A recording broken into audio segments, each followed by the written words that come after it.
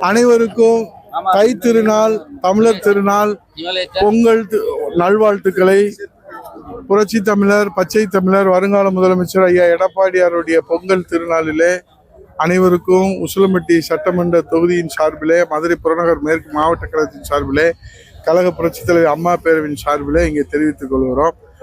இந்த பொங்கல் திருநாளிலே புரட்சி தமிழர் ஐயா எடப்பாடியார் அவர்கள் மீண்டும் முதலமைச்சர் அரியணையிலே அமர வேண்டும் என்கிற மக்களினுடைய அந்த எண்ணங்களை மக்கள் தீர்ப்பாக 2026 சட்டமன்ற தேர்தலில் தமிழ்நாட்டு மக்கள் வழங்க இருக்கிறார்கள்.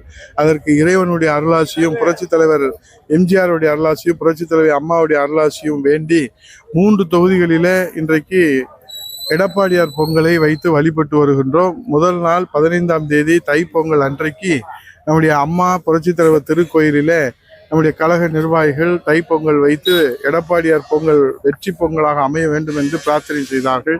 நேற்றைய தினம் அலங்காநல்லூரில் சோழவந்தான் சட்டமன்ற தொகுதியில் இந்த வெற்றி பொங்கல் எடப்பாடியார் திருநாமத்திலே எடப்பாடியார் பொங்கல் வைக்கப்பட்டது.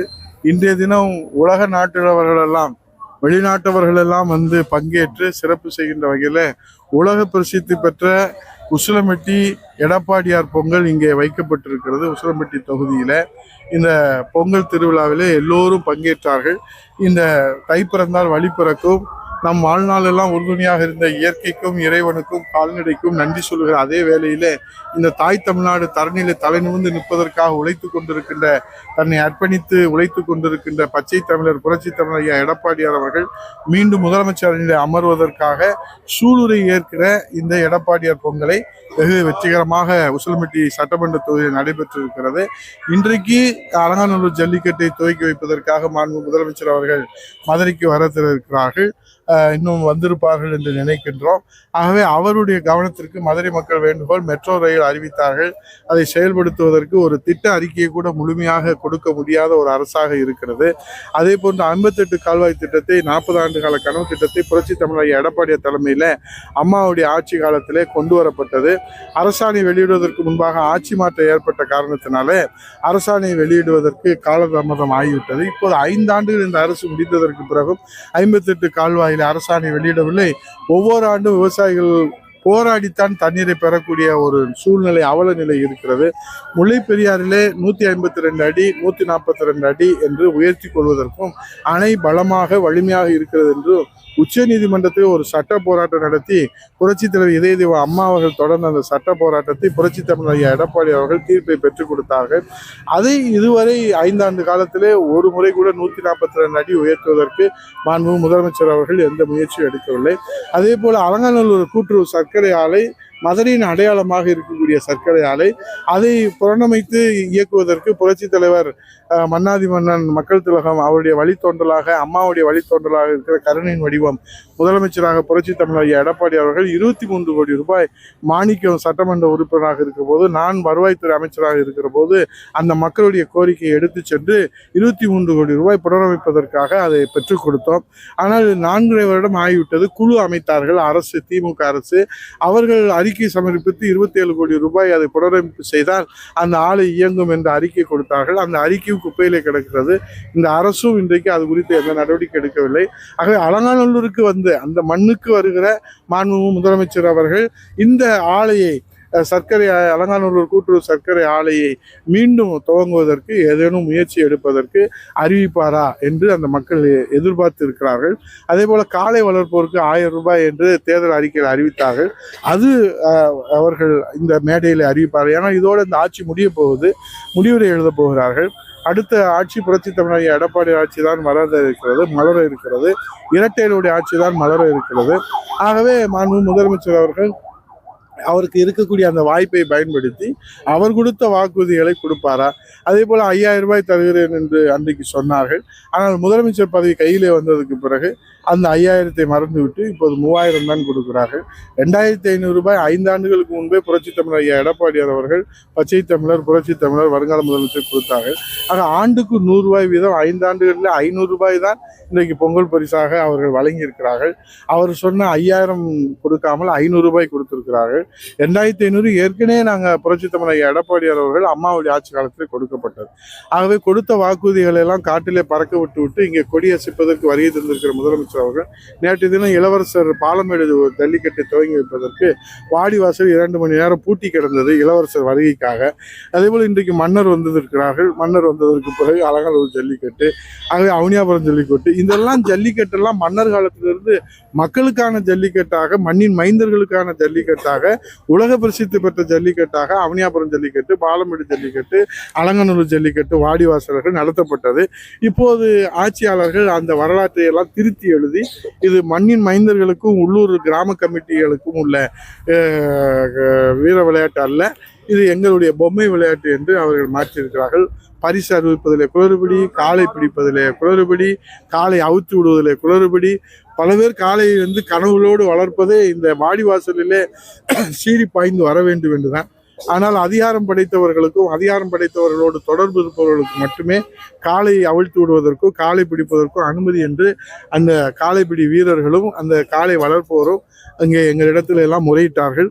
அதற்கெல்லாம் தீர்வு புரட்சி தமிழர் எடப்பாடியார் தலைமையில் இந்த 2026 சட்டமன்ற தேர்தலில் மக்களாட்சி மலருகிற போது நம்முடைய மன்னராட்சி முடிவுரை வரும். அப்போது புரட்சி தமிழர் எடப்பாடியார் அவர்கள் மக்களாட்சிக்கு மகுடம் சூட்டுகின்ற வகையில் முதலமைச்சர் அறையில் அமர்ந்து இந்த மக்களுடைய கனவுகளை எல்லாம் நிறைவேற்றி தருவாங்க. நேற்று ஜல்லிக்கட்டு போட்டு காலதாமதமானதுனால 100க்கும் மேற்பட்ட காளைகள் அவுத்து கொடுக்குறாங்க. அதனால அந்த பரிசு பொருட்களை ரிட்டர்ன் கொண்டு போனதுனால வண்டி நிப்பாட்டிய பொருள்லாம் எடுத்து. ஆமா, அதை முறையா அவங்க நடத்தல. அவங்க ஜல்லிக்கட்டுல நடத்துற கவனத்தை விட இளவரசர் வரவேற்கிறதுல அவரை மகிழ்ச்சி படுத்துறது தான் அவங்க அக்கறை செலுத்துறாங்களே தவிர இந்த ஜல்லிக்கட்டை முறையா இது நேற்று இரவுல இருந்து முந்தா நேற்று இரவுல இருந்து காத்திருக்கிறாங்க. பாலமேட்டுல கிட்டத்தட்ட 2 மணி நேரத்துக்கு மேல தாமதம்னு சொல்றாங்க. 2 மணி நேரத்துல கிட்டத்தட்ட நம்ம எத்தனை காலையில அவுத்து விடலாம்? அவங்கெல்லாம் கனவுகளோடு வந்திருப்பாங்க. இவர் உங்கள் கனவு என்னன்னு கேட்கிறாரு. ஒரு வாடிவாசல்ல ஆலையை அவுத்து விடுற கனவை கூட சிதைக்கிறது இளவரசருக்கு வரவேற்பு கொடுக்கறதுனால. ஆகவே இதெல்லாம் முறைப்படுத்தணும். ஒன்று முதலமைச்சர் கேட்கணும், அல்லது துணை முதலமைச்சராவது கேட்கணும், அல்லது அமைச்சராவது அதில் கவனம் செலுத்தணும். எப்போ பார்த்தாலும் அவங்க இது மாதிரி தான் முறை தவறி இந்த செய்யறதுனால தான் நேற்று பார்த்தீங்கன்னா பயங்கரமான கொந்தளிப்பு. அதுபோக அந்த முதல் பரிசு அறிவித்ததிலே குளறுபடி என்று அந்த மாடுபிடி வீரர்கள் வளர்ப்பவர்கள் எல்லாம் முறையிட்டு இருக்கிறாங்க. அதே போல பரிசு பொருட்களும் கொடுக்காம அதை கொண்டு போனதுனால அதிருப்தி அடைந்து அந்த அதிருப்தியுடைய வெளிப்பாடு தான் இந்த அந்த உணர்ச்சி பூர்வமான வெளிப்பாடு. மும்பை மாநகராட்சி தேர்தல் பாஜக முதலிடம் முன்முறையா அதை பத்தி நீங்க, அதாவது பீகாருடைய வெற்றி, அதை தொடர்ந்து மும்பையினுடைய வெற்றி, இனி அடுத்து வெற்றி அறிவிப்பு செய்தி, மகிழ்ச்சியான செய்தி இந்த தை திருநாளில் வர இருக்கிறது. தமிழ்நாட்டில் புரட்சி தமிழர் ஐயா பச்சை தமிழர் எடப்பாடியார் என்கிற சாமானியருடைய தலைமையில் ஜனநாயகம் மலர்ந்தது, இரட்டை இலை மலர்ந்தது, தேசிய ஜனநாயக NDA கூட்டணி மலர்ந்தது, வெற்றி மலர்ந்தது, ஆட்சி மலர்ந்தது, மக்களாட்சி மலர்ந்தது, மகிழ்ச்சி மலர்ந்தது என்ற செய்தி உங்களுக்கு விரைவில் இந்த தை திருநாளில் கிடைக்கும் என்பதை தெரிவித்துக் கொள்வோம். எதிர்க்கிறேன் என்று சொல்பவர்களும் எதிர்ப்பவர்களும் புரட்சி தமிழர் ஐயா எடப்பாடியார் தலைமையிலான தேசிய ஜனநாயக கூட்டணியில் முதலமைச்சராக புரட்சி தமிழர் ஐயா எடப்பாடியார் அவர்களை ஏற்றுக்கொண்டு வருகிற அந்த நல்ல உள்ளங்களையும் தமிழ் நெஞ்சங்களையும் தமிழர்களையும் வீரத்தமிழர்களையும் லட்சிய தமிழர்களையும் வெற்றி தமிழர்களையும் வெற்றி கொடி நாட்டுவதற்கு இருகரம் கூப்பி வருக வருக என்று தமிழ்நாட்டு மக்கள் வரவேற்கிறார்கள். பொங்கல் திருவிழாவுக்கு வருகை என்று சிறப்பு செய்து கொண்டிருக்கின்ற நம்முடைய ஆளுநர் அரசியல் ஆசான் மதுரை புறநகர் மேற்கு மாவட்ட கழகத்தின் இளைஞர் மாநில அம்மா பேரவை செயலாளரும் மதுரை புறநகர் ஆற்றல் மிகு செயலாளரும் திருமகுணம் சட்டமன்ற நிரந்தர சட்டிலே வாய்ப்பளித்த அண்ணன் RB உதயகுமார் அவர்களுக்கு முதற்கு நன்றியை தெரிவித்துக் கொண்டு இந்த பொங்கல் எண்ணத்துக்கு ஏற்ப அண்ணன் என்ன மனதில் நினைத்தாரோ அதை விட ஒரு மணி மேல நாங்கள் சிறப்பாக செய்திருக்கிறோம். அண்ணன் நீங்க எந்த கட்டளை இட்டாலும் 3வது நாளாக உசிலம்பட்டி சட்டமன்ற தொகுதியில் மிக சிறப்பான ஏற்பாடாக அண்ணன் அவர்கள் நமக்கு இந்த இடத்தில் புரட்சி தலைவர் சத்துணவு தந்த சரித்திர நாயகன் புரட்சி தலைவர் எம்ஜிஆர் அவர்களை வணங்கி மாண்புமிகு இதயத்தை மன்னராட்சிக்கு முடிவை கட்டி மக்களாட்சியை நிலைநாட்டிட இந்த புரட்சி தமிழர் எடப்பாடியார் பொங்கல் என்பது ஒரு சபதமாகவே நம்ம உசிலம்பட்டி வீரம் செய்து கொண்டிருக்கின்ற எங்களுடைய அருமை சகோதரர் சட்டமன்ற எதிர்க்கட்சியுடைய துணைத் தலைவர் புறநகர் மாவட்ட கழகத்துடைய மேற்கு மாவட்ட கழகத்துடைய செயலாளர் உள்ளமெல்லாம் பூரிக்கின்ற வகையிலே இங்கே நீங்கள் பொங்கல் பானையிலே பொங்கல் வைத்து பொங்கி happy welcome Tamil Nadu people celebrating happy Pongal happy Pongal happy Pongal happy Pongal.